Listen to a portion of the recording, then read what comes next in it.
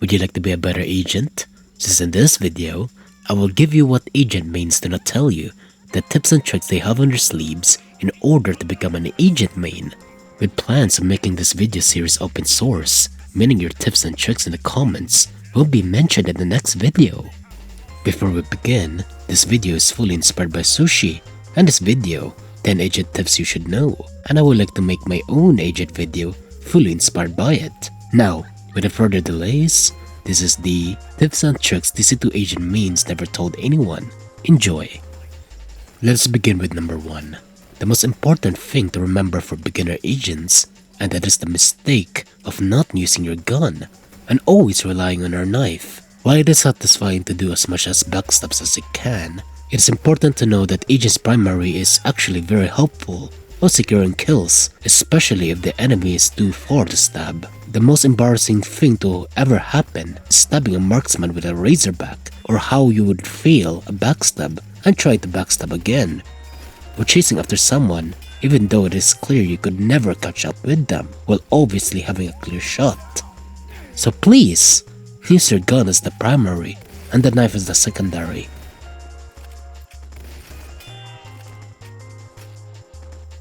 Tip number 2. Advanced sapping. Is this something familiar to you?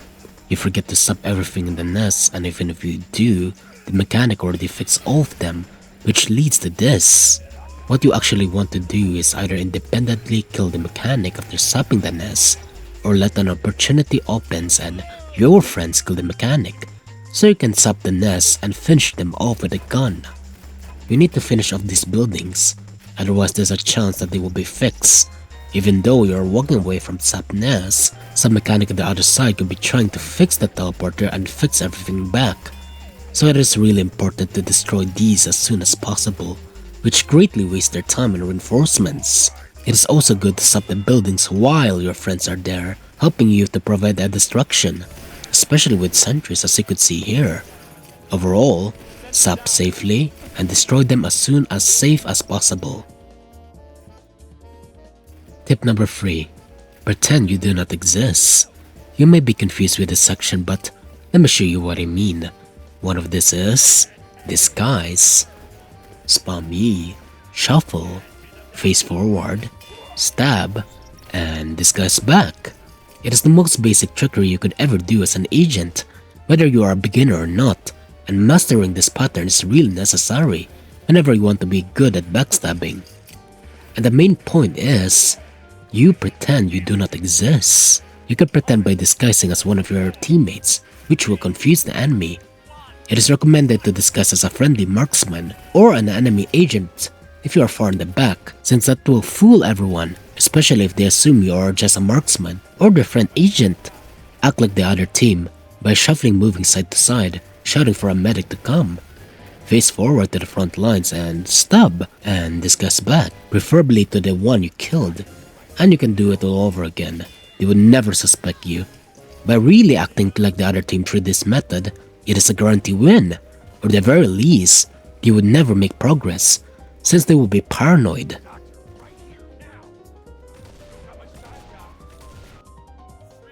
Tip number 4. Try disrupting logistics. Speaking of paranoid players, it is good to make it by disrupting logistics. You might notice with most of these clips you see involve me stabbing players or sapping teleporters that are nearby the spawn right by the doors. It is intentional, and that is because it has 3 benefits. The teleporters will be sapped, denying access to any power class mercenaries, like the trooper, to be in the front lines, killing said power class mercenaries before they even enter the front lines. And lastly, and most importantly, their paranoia will affect their gameplay and waste important time for the timer. These all sound good, but it is highly conditional, since it is most useful for payload maps while playing as green, where the red teleporters are universally needed. With them gone, you basically turn the tides. Killing one power class could mean the end of everything, since you are essentially denying their damage dealers, removing the headache for your team, and giving to the enemy. If you kept dying in the field, consider doing this, as this is a way agents can support their team. Tip number 5. Now on the subject of breaking even more logistics, Let us learn and master Telefragging. Telefragging is defined when an agent subs an entrance teleporter sitting on it, and as soon as the mechanic is finished repairing it at the exit, the teleporter will trigger, squishing the mechanic or anyone standing directly on it. As an agent, it is important to take advantage of this as soon as possible, suggesting that you should do it as soon as the round starts, so that respawn enemies do not spawn yet, and mechanic sentries and dispensers are at their worst. So if you could just squish the mechanic, all of your problems will be gone, plus doing something like this. But be careful though. Just because you have squished the mechanic does not mean you're safe. You would become overconfident, taking on for example the arsonist guarding the nest, as I had. Do it sparingly as possible, once or twice around, otherwise they would wisen up and actually repair their teleporters while not standing on them. So yes, a trick agent mates never told you that you should do to be a better agent. Tip number 6. Keep level-headed.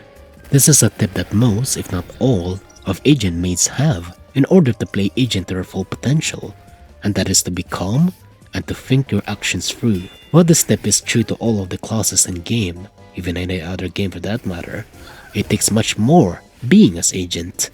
Remember, your character is supposed to be like that, so you do not need to be demoralized whenever you die. This is because agent is a glass cannon. One shot kills, but also she takes one shot to be killed.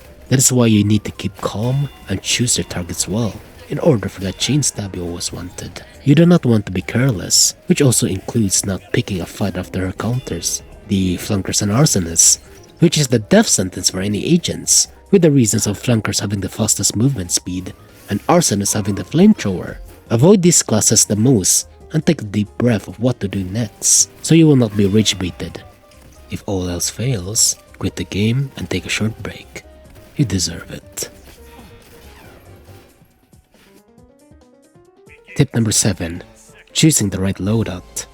That is why TC2 has 9 classes, each with their own unique arsenal, so they have their own style of gameplay. In the form of the agent, she too has an arsenal of 7 primaries, 4 secondaries, 6 melees, and 5 tertiaries, each of them having their advantages and disadvantages, as well as synergies, to achieve a unique playstyle of the player. Though, for the sake of time, we need to discuss which melee loadout is right for you.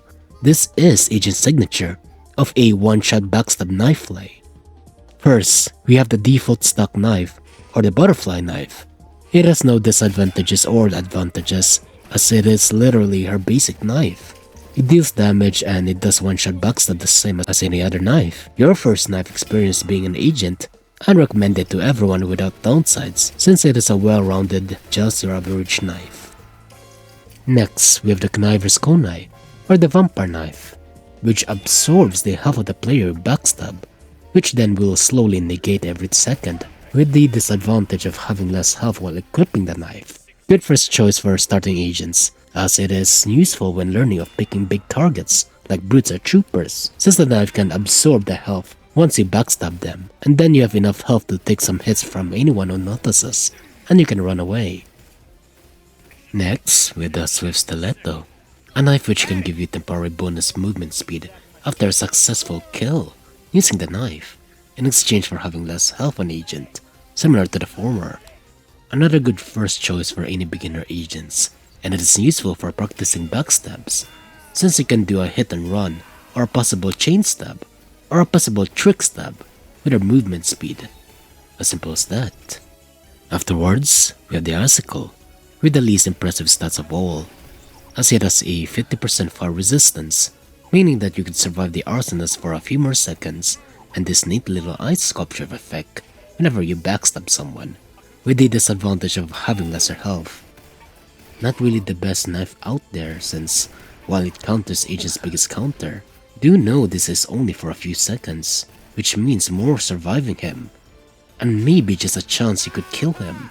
Furthermore, the ice effect is only for show-offs, and with the disadvantage lesser health stat, it is easily the least useful knife on Agent, and highly not recommend for any Agent players at all. You have something that is much useful. How about the Eternal Reward, the Shapeshifter knife? After a successful kill using the knife, You can instantly disguise to the player you killed without noise, the silent kill, meaning that enemies would not notice you shapeshift so soon, but it would still be noticeable if you backstab someone in front of their view. The disadvantage would be agent's cloak meter will be instantly gone when you try to disguise as anyone, as well as having a longer decloak time, which is not really that much, but it requires greatly changing playstyle.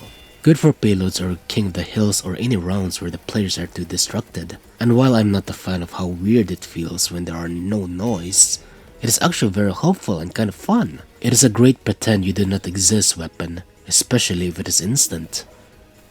Anyways, recommend for high level agent gameplays once you practice. Now, we have the last but the latest knife that agent has, and it is the Wraith, which is just the worst. Now, listen to this, that makes me disappointed.